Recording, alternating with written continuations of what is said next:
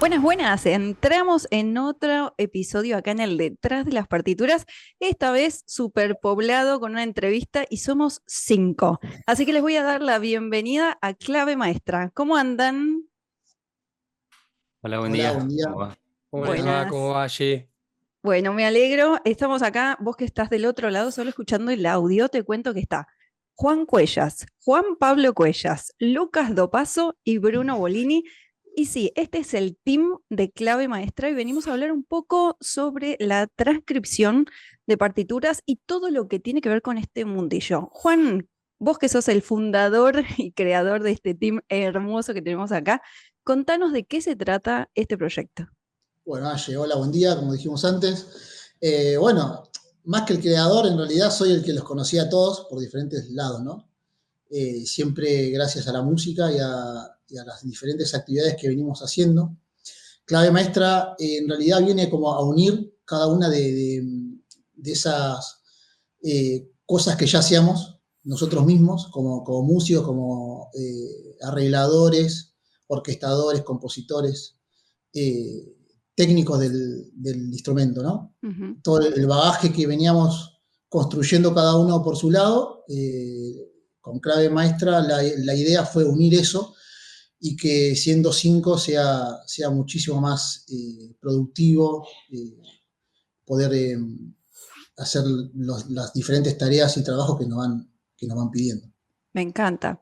Y quisiera que la gente también los conozca, cada uno de ustedes, qué hace además de estar unidos por este proyecto que me parece estupendo. A Juan nos conocemos de lo que es la dinámica de coros y orquestas de la provincia de Buenos Aires, hemos trabajado juntos varias veces, pero el resto de la gente quizás no los conoce. Así que vamos a hacer una rondita y les voy a invitar a que se presenten y que cuenten un poquito qué hacen cada uno de ustedes.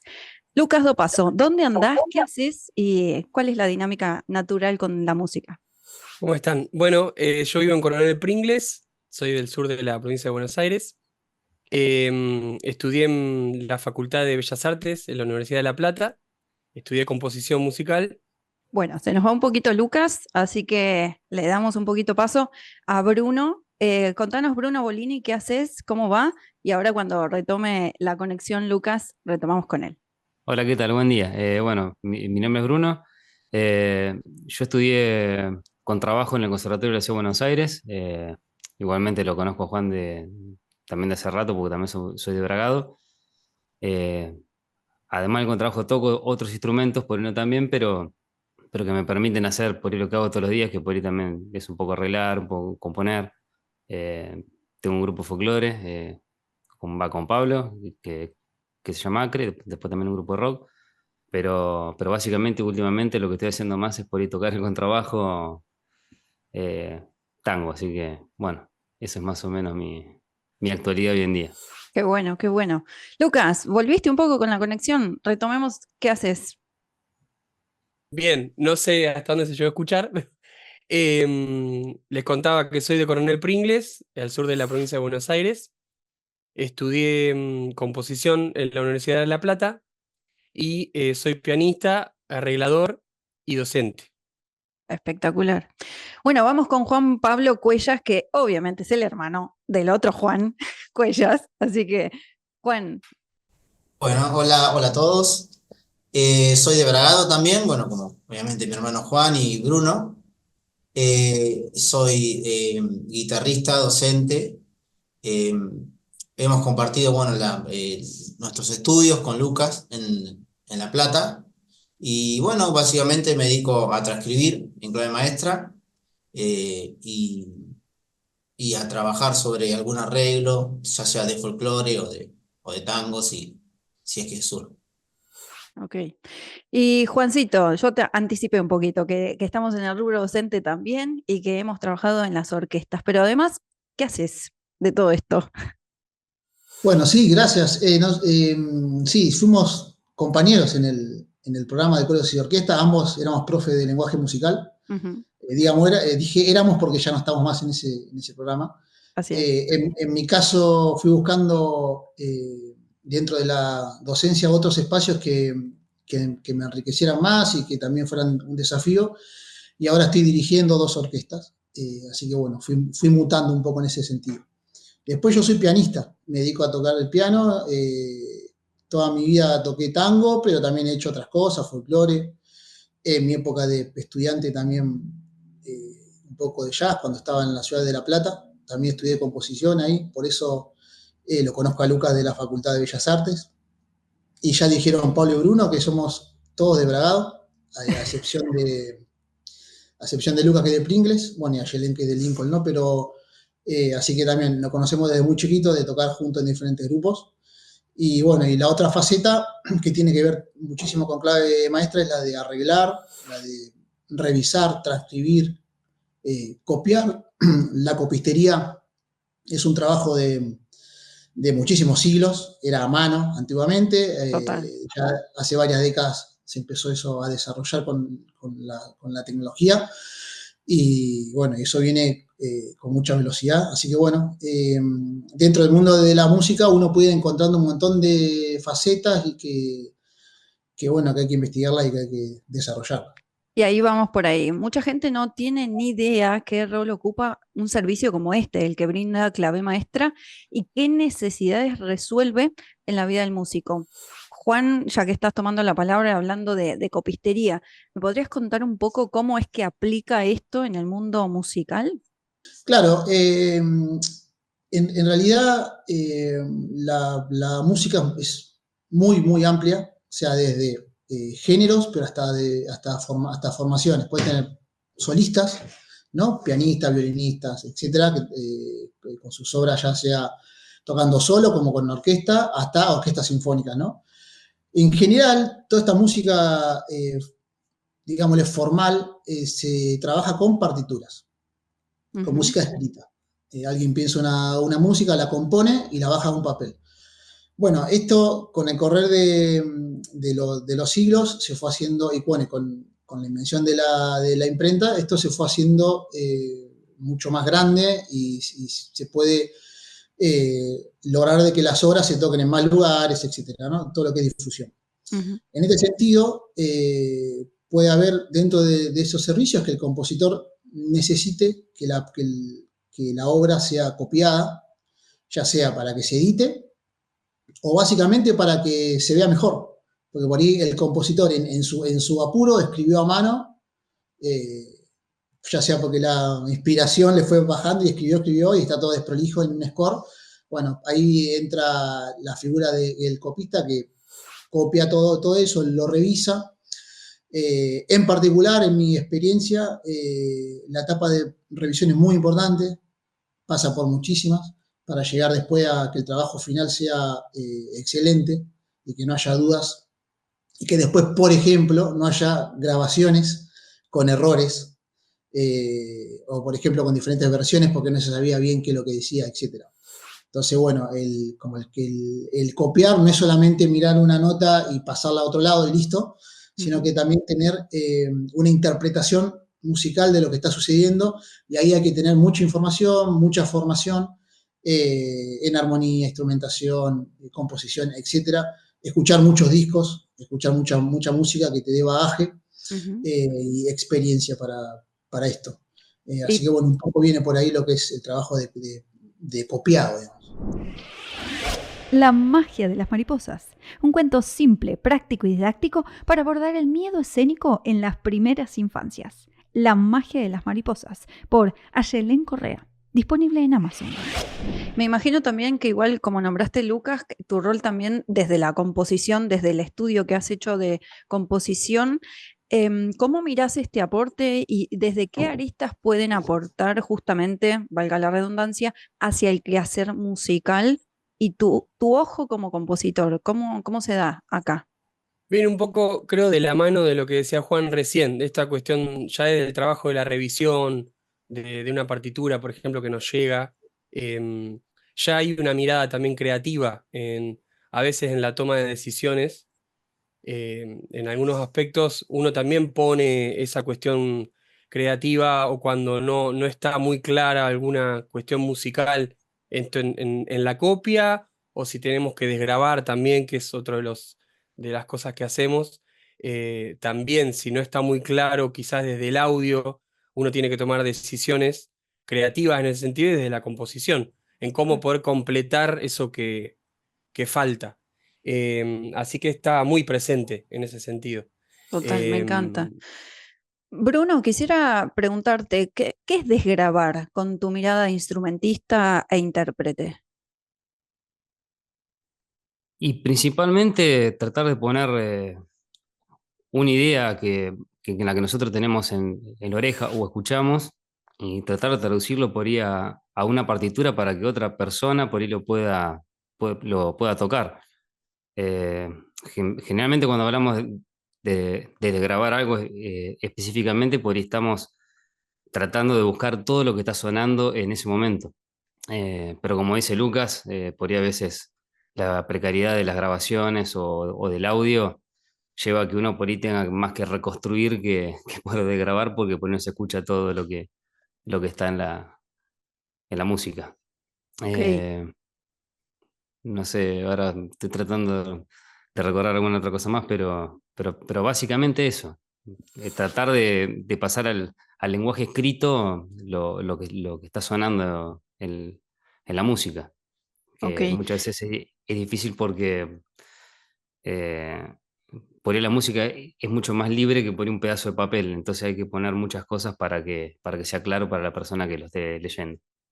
Ok. Aye, ¿puedo agregar algo ahí? Sí, obvio, claro, Juan. Con respecto a lo que está diciendo Bruno y Lucas, uno se imagina un audio de cómo se escucha ahora, pero muchas Mm, veces llegan pedidos de trabajo, por ejemplo, una orquesta de tango con una grabación del año 30. Entonces, la ¿Cómo calidad de esa, suena? claro, la calidad de esa grabación, aunque tengamos buenos auriculares, buenas placas de audio, etcétera, sigue siendo precaria. Entonces ahí el conocimiento del género, el Mm, conocimiento de cómo se instrumentaba en esa época, de cómo se arregla un tango para cierta formación, es vital. Porque en realidad uno puede escuchar el sonido, qué altura es, pero hay un montón de cosas que pasan entre medio de esos arreglos que en realidad son reconstruidos. Y son reconstruidos por toda la información que nosotros ya manejamos. total. Sí, sí, me imaginaba. Y eso era un poco lo que le iba a preguntar a Juan Pablo. ¿Cómo es que se dividen un poco los trabajos teniendo en cuenta justamente sus fortalezas y sus expertices? ¿Cómo tienen en cuenta esto, Juan Pablo? Claro, digamos, en general solemos armar como dos grupos de trabajo. Podríamos decir que los llamamos, a unos serían como los transcriptores o los que van a desgrabar, los que van a tener como en la primera instancia digamos, con el material que nos llegue, y un segundo grupo que va a hacer algo de revisión también y orquestarlo, si falta componer algo, componer, si falta adaptar, ¿sí? Ujú. Pero serán como esos dos grupos, básicamente. Ok, perfecto. Vamos a poner un ejemplo concreto que también fue como la experiencia que nos acercó en este punto, Juan, que es el proyecto que dimos a luz con Creadoras. Yo venía como intérprete y como revisora y digitadora de 3 obras, una de Agatha Becker Rondal, la de María Simanowska y un tango de Maruja Pacheco, que en este caso era inédito. Habíamos trabajado con Yasmina Reyes en esto, en el arreglo de la versión para piano solo de un tango, El Adiós, pero después había que hacer toda esta parte de transcripción de la digitación, de hacer una partitura nueva, de tener como base un solo ejemplar de las obras. Y pasaba que con la editorial Edita de Estados Unidos, Florida, de la mano de Trina Herrera, dijimos, bueno, ¿a quién convocamos para hacer este trabajo? Y a mi mente fue automático, Juan, porque sé de la velocidad del trabajo, del detalle del trabajo, pero quisiera que cuentes un poco desde tu mirada, ¿cómo me ayudaste para traspasar todo esto? ¿Qué fue lo que hiciste? Y cómo fuiste el puente entre esta necesidad que yo tenía como intérprete, la necesidad de la editorial para resolver y tu rol como transcriptor. Bueno, primero, ese trabajo fue muy interesante porque en realidad el material que me llegó de parte tuya, Aye, Ujú. ya estaba no digitalizado, sino estaba ya puesto como una editorial. Entonces, en realidad se veía bien digamos, los acordes, las notas, etcétera. No había un problema digamos, de que te llegue un manuscrito que no se entiende nada y bueno, hay que empezar como, no sé, si me llegara un manuscrito de piano, muchas veces tengo que estudiarlo, me Total. tengo que poner a tocarlo, etc. Este no, este era claro eso, pero había muchísima información extra, que eso es muy extraño, no pasa nunca, que de digitación, sobre todo en uno de los estudios. Sí. Había muchísima digitación y bueno, eso fue un desafío de cómo escribir las digitaciones de tal manera que sea primero claro para los futuros pianistas y pianistas que quieran tocarlo, y a su vez que se vea, digamos, que la edición quedara bien, que se vea lindo, que sea agradable, que sea claro, que sea musical, porque eso no es menor. Muchas veces nos encontramos con partes que fueron editadas y sacadas a la venta y no se ven bien, no son cómodas para leer. Entonces, bueno, en ese sentido fue un desafío. Tal vez también, en mi caso particular, trabajar con Aye, que es muy detallista, también fue un desafío porque pasamos como por 30 revisiones, que para mí está bárbaro, pero llevó a que el trabajo final sea excelente.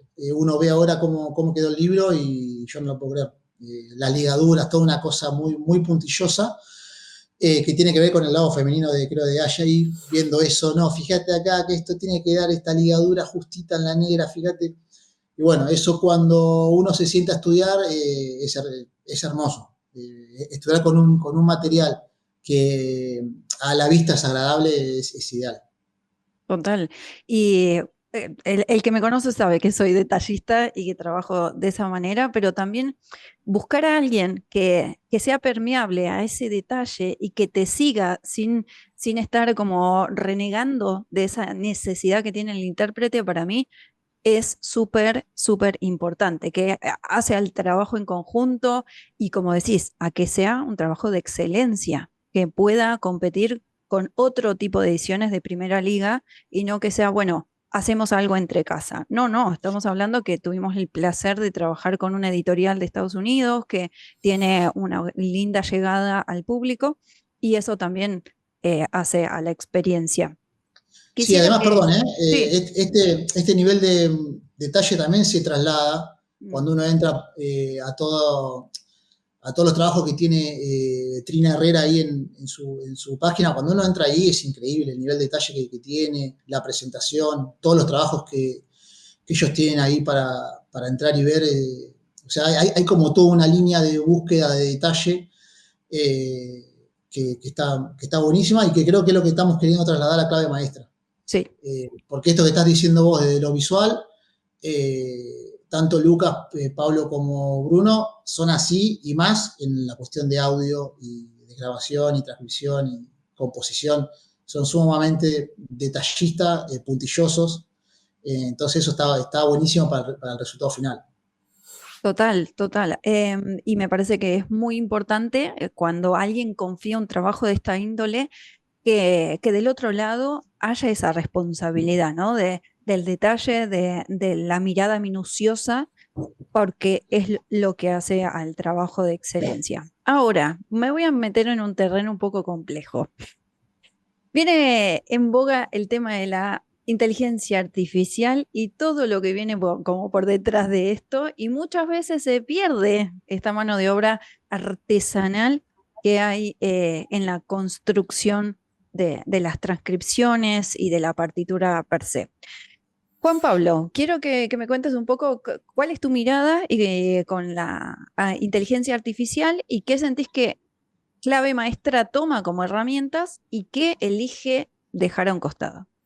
Claro, digamos, en realidad todo lo que sea el aporte de la inteligencia artificial, en poco tiempo vamos a tener que usarlo como aliado, sin duda. O sea, no va a ser algo que vamos a poder elegir, me parece, pero de todas maneras, creo que el servicio fundamental que da Clave Maestra es resolver problemas frente a algo que se trae para escuchar, y eso una inteligencia artificial por ahora no lo estaría resolviendo. O sea, recién estábamos hablando, por ejemplo, de ejemplos el ejemplo que daba Juan con la orquesta de tango. donde tenés que conocer el estilo. Sí, no es solo de grabar, no es solo la nota, el acorde o la rítmica, sino que el servicio por ahí que nosotros vamos a terminar brindando, creo que más fuerte, es eso, bueno, ¿cómo resolvemos el problema de que esto suene lo más fiel a una orquesta de tango del año 30, ¿no? Total. Sí, sí. Entonces, pero en definitiva creo que el tema con la inteligencia artificial es que creo que hay que adaptarse y ver cómo, al contrario, incorporarlo al proyecto para ahorrar pasos, para ser más eficiente, llevado el tiempo y para poder entregar un trabajo de excelencia. Ok. Lucas, con la mirada de compositor, ¿cómo aplicas las herramientas artificiales si es que lo haces o qué programas sentís que Clave Maestra se ayuda y utiliza para brindar su servicio?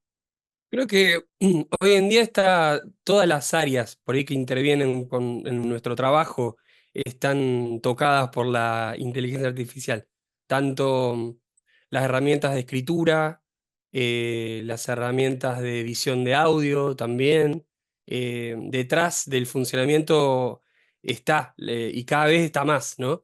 El tema es un poco, creo que viene a lo que decían los chicos, en cuál es el valor agregado que nosotros sumamos desde lo humano y vuelvo a repetir, desde lo creativo también. Mm, Creo que ahí es el fuerte donde nosotros también orientamos nuestro trabajo a la persona que nos acerca el pedido, ¿no?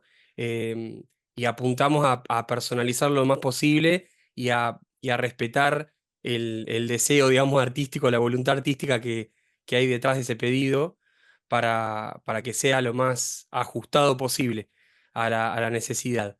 Entonces creo que tanto desde las herramientas de transcripción, de escritura, de audio también en cuanto a lo que es producción musical, todo está atravesado y bueno, el tema es qué hacemos nosotros con eso, ¿no? ujú. Después de eso. Pero está presente, me parece. Sos músico clásico y cada vez que escuchas la palabra concierto, un escalofrío te atraviesa en todo el cuerpo. No voy a ser capaz, no estoy a la altura. ¿Qué dirán de mí? Son algunos de esos pensamientos que aparecen una y otra vez en tu mente. Quiero decirte que he creado un audio training gratuito para ayudarte con los síntomas de tu propio miedo escénico. Haz clic en el enlace y libera todo tu potencial. Y ahora dijiste las personas que acuden a Clave Maestra. ¿Todo músico sabe qué es lo que necesita, Lucas? ¿O hay que ayudarlo y orientarlo? Es muy buena pregunta. Creo que también un poco nuestro trabajo va por ahí, de poder acompañar al artista que se acerca en todo el proceso y en todos los pasos que interfieren, ¿no? Que intervienen en ese proceso. Desde una transcripción hasta una preproducción de un disco, por ejemplo, a la hora después de armar un ensayo, por ejemplo, que estén las partes, que estén los músicos, también el hecho de escribir una parte o un arreglo pensando muchas veces de quiénes lo van a tocar Ujú. y también adaptándolo a eso. La idea, creo, de Clave Maestra también es acompañar ese proceso en algunos puntos cruciales donde nos llamen, digamos, o quizás en todo el proceso completo. Ok. Ahora, Bruno, vos que tenés una mirada bien de intérprete o más en el cotidiano también como sesionista, ¿en qué situaciones sentís que el músico va a necesitar de una transcripción o de un arreglo? ¿En qué ejemplos, vos que estás en todos los días ahí tocando o con el instrumento, en qué realidades vos ves concretas que el músico acá necesita una ayuda? No, primero que las partes sean claras, porque pasa muchas veces que uno va a tocar y se lee, ni siquiera a veces decentemente, pero también tiene que ver, qué sé yo, en general, en el mundo más de los instrumentistas que por ahí no arreglan y no componen ni nada de eso, siempre se necesita material, ya sea adaptaciones, o por ahí modificar a cosas que por ahí están pensadas por ahí para un quinteto, tiene que ser para un cuarteto, o al revés, o por ahí formaciones más grandes que tienen que agrandar. Entonces, en ese sentido, por lo menos de lo que estamos hablando acá, de lo que es la música que se toca con partituras, por lo Ujú. general. Pero hoy en día casi todos los músicos de todos los géneros estudian y tienen acceso al lenguaje, conocen los rudimentos de la lectura, entonces, qué sé yo, me parece que lo primordial primero es tener partituras claras y, y después todo esto que te estaba comentando, que es el hecho de poder hacer adaptaciones o arreglos o cosas nuevas que por ahí necesitan el músico y por ahí no tiene esa habilidad o por ahí no estudió eso y necesita resolverlo. Y a veces son cuestiones que se necesitan rápido porque un concierto es a una semana, a 2 semanas y todo eso lleva tiempo. Y el que no está habituado a hacerlo, por ahí se le complica un poco más. Ok. Y Juan Pablo, en el rol docente, ¿en qué momento me puede hacer falta una transcripción, un arreglo o pedir una partitura para algún instrumento en particular? Sí, digamos, claramente, por ejemplo, es conocido acá casos de, bueno, hay docentes que son docentes particulares de algún instrumento, ¿no? Pero por ahí quizás necesiten algún arreglo específico para ese instrumento de algo, Ujú. una adaptación. No sé, por ejemplo, un docente de clarinete necesitaría tener a mano 10 arreglos para 2, 3 clarinetes para poder trabajar en sus clases, ¿no? Grupales. Quizás por ahí a veces también pasa que hay muchos docentes que conocen muy bien todo lo que es la técnica del instrumento y la clase de instrumento, pero por ahí no tienen ni ganas, ni tiempo, ni el interés de querer ponerse a arreglar, ¿no? O por ahí nunca lo hizo o no se anima. Creo que en ese sentido nosotros podemos brindar todo un material importante para lo que es la tarea docente. A veces también un poco pasa esto con lo que recién hablaba Bruno.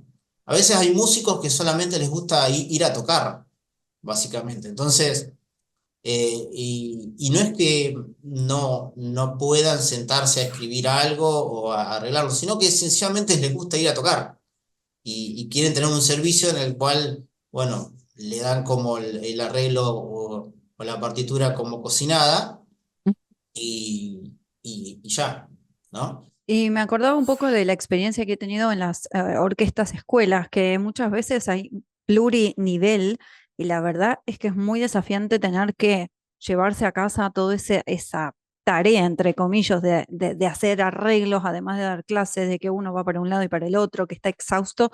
Y muchas veces se tomaba como proyecto inicial delegar la transcripción con algunas obras en particular, hacer revisiones, incluso esto, ¿no? Para todo una orquestación de nivel 1 hasta nivel 5 para niños. Y acá se me ocurre esto también.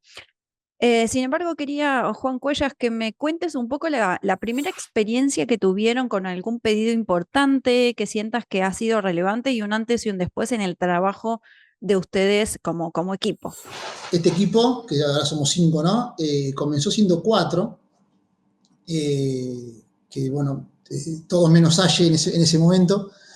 Y en realidad cada uno venía haciendo estos trabajos de forma individual, que es lo que generalmente pasa en el mundo de la música. Hay bastante gente haciendo estos trabajos que hacemos nosotros, pero de forma individual. Eso lo que hace es que los tiempos sean mucho más lentos para entregar trabajos grandes. Entonces, yo ya había trabajado con cada uno de ellos en dúos, haciendo equipos de trabajo de a dos, mucho trabajo de tango, pero nos llegó un trabajo grande que tenía que ver con desgravar 15 obras de Morricone. Entre ellas había 4 o 5 suites que eran muy largas, de 15 minutos, y hacerlo de forma individual era que llevara muchísimo tiempo, y la persona que nos pidió el trabajo nos dio un tiempo de 90 días. Wow. Era desafiante y en el límite de realmente no poder hacerlo. Fue ahí en donde se nos ocurrió armar un trabajo en 2 equipos, donde 2 grababan y 2 instrumentaban, orquestaban, reconstruían lo que faltaba, etc. Y además cruzar estos materiales para tener más ojos que vean y que puedan revisar. Esto fue como una prueba, una prueba en vivo, digamos, porque si salía mal, el señor no sé, no iba a buscar. Así que bueno, por suerte salió bien y encontramos una mecánica de laburo importante, de mucha velocidad, que además también mixea muy, muy bien con todas nuestras otras actividades, porque no es que nosotros estamos acá sentados en nuestra casa todo el día transcribiendo, desgrabando, no. Cada uno tiene sus otros trabajos, docente, músico, etc., y la vida misma. Y este laburo en equipo funcionó bárbaro alrededor de esto y fue veloz. Así que en menos de 90 días ya teníamos todo el material armado, desgrabado, preparado para que la persona lo lleve al ensayo, porque además era en una formación grande, orquesta sinfónica, también con teclados, con bajos, eléctricos, ya había agregados a esa orquesta. Entonces había mucho material que no solo que había que desgrabarlo y orquestarlo, sino que además había que adaptarlo a otras formaciones, así que hay un trabajo de arreglo también. Así que bueno, este trabajo fue medio fundante para nuestro modelo de trabajo a futuro. Y lo que nosotros creemos que podemos brindarle a las personas que quieren que hagamos algún trabajo específico. A más específico sea mejor porque nos desafía. Sí, Así total. Y te quería decir, para el que no tiene ni idea quién es Morricone, contextualicemos quién es este personaje que para el entorno que ustedes conocen es importante. ¿Quién es? Sí, Ennio Morricone es un compositor de música, es italiano. Él compuso muchísima música para películas europeas y de Hollywood. No sé, hay mucha obra de él en films de Spaghetti Western. De cowboy, de western, claro. Hay mucha música de él en el inconsciente colectivo. Dice, esto yo lo escuché en algún lugar, efectos y cuestiones que él compuso, y bueno, y eso lo hicieron muy famoso, muy grande. Tiene melodías que se te pegan en la cabeza durante meses. Es increíble eso. Bueno, eso fue una ventaja para desgrabar, instrumentar, que la música de él es hermosa. Y en mi caso particular pude conocer películas que no conocía gracias a este trabajo. Había otras que sí, pero hubo algunas que dije, ¿y esto dónde salió? Bueno, los pude conocer. Así que un saludo a Ennio y a su familia. Eso es. Claro, porque estás diciendo que esto se te pega en la cabeza. ¿Qué pasa con una desgrabación de música contemporánea? Me imagino esto, saltos de intervalos como loco. ¿Hay alguna diferencia en la forma de trabajar? Bueno, ahora van a opinar también los chicos. En general, la música contemporánea tiene una ventaja, que es toda escrita. Está todo escrito eso. Y al ser que la mayoría del siglo XX o fines del siglo XIX, hay muchos registros. O sea, ahí el trabajo de grabar no va a existir prácticamente. Creo que no existe. Sí puede pasar que alguien pida de adaptar algo. O por ejemplo, que a alguien se le ocurra una obra para piano, hacerla para coro. Eso puede pasar. Entonces ahí ya hay un trabajo más de meterse como en la obra, como un arreglador, mismo hasta como un director. Decir, bueno, yo qué quiero hacer con esto, qué quiero interpretar, y proponer un trabajo que después los intérpretes, con su conocimiento técnico, verán si la propuesta es la que ellos quieren. Pero me parece que si la búsqueda viene por ahí es porque hay como una laguna, digamos, en ese sentido. ¿Qué es lo que queremos hacer con esto que suena? Ok. ¿Alguno quiere aportar algo más que está diciendo Juan a esto? No, no, lo que él decía tiene razón. Por ahí la música contemporánea, en general, es gente de mucha formación y describe todo, pero también puede pasar eso que está diciendo, que algo que pensó o se pensó para un grupo reducido también se puede agrandar. Mm. Se me ocurría ahora que había obras que por ahí eran para cuarteto de cuerdas de música contemporánea del siglo XX y se han hecho para orquesta. Y, y lo tocaba por ahí el ensamble de Boulez. Versiones que yo de los cuartetos de Weber pasados a una orquesta más grande. Está bien, es otra cosa, pierden efectos, por ahí no es la idea del compositor, pero puede ser que aparezca alguien y lo pida. Aprovecho esta pausa para contarte que si sos músico académico y los temblores, la sudoración y todos esos pensamientos rumiantes te impiden compartir con el mundo ese gran nivel que tenés, te cuento que el programa Lidera tu escenario emocional te ayudará a integrar gestión emocional, la visión artística y el liderazgo escénico del intérprete. Mentalidad, estrategia y acción para que logres compartir con el mundo ese nivel musical que sabes que llevas dentro. Más información en ayeldencorrea.com. No sé si te acordás, Juan, que en algún momento en plena pandemia, te pedí justamente ayuda porque había una partitura de una compositora actual viva que había escrito para la mano izquierda en una posición completamente ilegible, muy incómoda. Ustedes también entran en ayudar todo esto. Me acuerdo que lo arreglaste, lo acomodaste, me decía, Yelén, esto se hace así, así, así, y yo te quedé mirando. Ok. Claro, bueno, ahí está un poco lo que venimos hablando hace un rato, de que ya sea uno puede tener el oído muy entrenado para grabar algo, o hoy en día podemos usar una guía como herramienta que nos haga eso. Pero después hay todo un conocimiento que ya no es técnico solamente, sino que también es de interpretación y de formación musical. Además, esa formación no se termina nunca. Todos nosotros nos seguimos formando, seguimos estudiando, tomando clases, etcétera, que hace que se puedan resolver cosas que técnicamente parecen imposibles. O sea, saltos en los pianistas, ¿no? Salto con la mano izquierda y dice, che, ¿esto cómo se toca? Sí, o Bueno, mal escrito, porque en este caso o estaba mal mal escrito, escrito. O sea, totalmente. era difícil escrito sin necesidad. O sea, la comodidad para mí en la partitura tiene que ser algo elemental. Tengo que poder leerlo a primera vista y más que estoy trabajando con las dos manos, doble clave. Sí, o se escribe de una manera para un género y la persona que interpreta ese género sabe que se toca de otra. Bueno, en realidad puede pasar que la persona que lo va a tocar venga de otro género, entonces hay que darle Sí. más información. Entonces uno como arreglador tiene que estar preparado para dar alguna información más para esa persona que por ahí no es del género.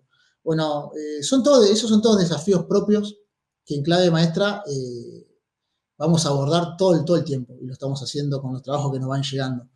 Pero bueno, para tener cierta naturalidad en esa resolución es que tenés que estar muy, muy formado. Si no, terminás dando una solución que no es viable. Total. Y esto que decís, la compositora venía del rubro más bien tango, y claro, yo soy bien académica. O sea, para mí, lado por lado, y la partitura tiene que estar impecable. Y esto que fuiste vos el nexo coordinante de la solución, ¿no? Que yo me podría haber ahogado eternamente en el bendito programa, estando 3000 horas. Eh, me acuerdo que nos conectamos online y en 2 minutos con 2 comandos de teclas vos resolviste la posición y yo dije, yo podría haber perdido literalmente 2 días intentando cambiar esto. Y Sí, acá sí, es importante la expertise porque ahorramos tiempo también. sí. Además, imagínate eso trasladado no sé, a un grupo profesional donde se van a meter a un estudio de grabación. Uf, O sea, donde la partitura no tiene un ensayo previo. Ellos necesitan que la partitura esté excelente, ya revisada, que sí. se sienten a tocar, graben y ya está. Si pasa esto que está mal escrito, perdés plata, porque estás grabando, estás Sí, perdiendo tiempo en el estudio, Además, no es lo mismo la concentración en un estudio las primeras 3-4 horas que las últimas 3-4 horas, en una jornada de 8. O sea, hay un montón de cosas que bien escrita, las solucionás, y bien interpretada desde el papel. Total. Creo que la conjunción es ahorrar tiempo y dinero. Creo Sí. que es elemental y hoy por hoy es importante. Y quiero ir como cerrando un poquito. Quiero tocar el tema de los derechos de autor. ¿Qué pasa acá con el arreglo, con todo lo que tiene que ver con el mundo burocrático? ¿Ustedes asesoran, acompañan o directamente recomiendan a alguien o se tiene que evaluar caso por caso? Bruno, creo que sos el indicado para responder un poco esto.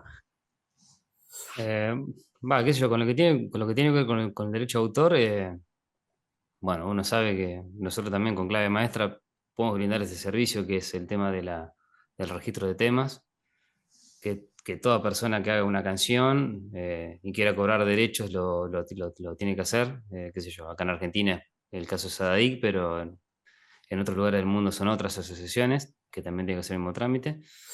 Y después con respecto a los arreglos, no, yo por lo que tengo entendido no se infringe ninguna ley por hacer un arreglo. Creo que cualquier grupo puede tocar una canción de cualquier persona. El tema siempre está vinculado, que ahí sí se comete por ahí alguna infracción o algo, es cuando uno usa por ahí grabaciones que pertenecen o al artista en algunos casos, u otras veces a una empresa fonográfica. Entonces ahí ya no se pueden utilizar los mismos derechos. Y después que vos por ahí conocés un poco más que todo lo que tiene que ver con la industria editorial, Sí. que es partituras, ya sea que se tocan en orquestas y eso, que las editoriales editan la música y para tocar esos arreglos o esas partituras hay que alquilarlos, a lo sumo que tengan fines educativos. Ujú. Un poco con el caso que nos pasó a nosotros con Ennio Morricone, como hicimos adaptaciones, hicimos eso, eh, fue lo que hicimos nosotros, desgrabar y hacer una nueva edición de eso. Porque si uno por ahí quería tocar esos de los arreglos específicos que habían escrito y eso, hay que comprarlos y hay que pedirlos bueno, me imagino que ahora lo tendrá a cargo la familia. Pero un poco es eso. No se me ocurre ahora qué otra cosa más. No, más que nada, lo más difícil podría ser eso. Es el uso de música ya grabada, Ujú.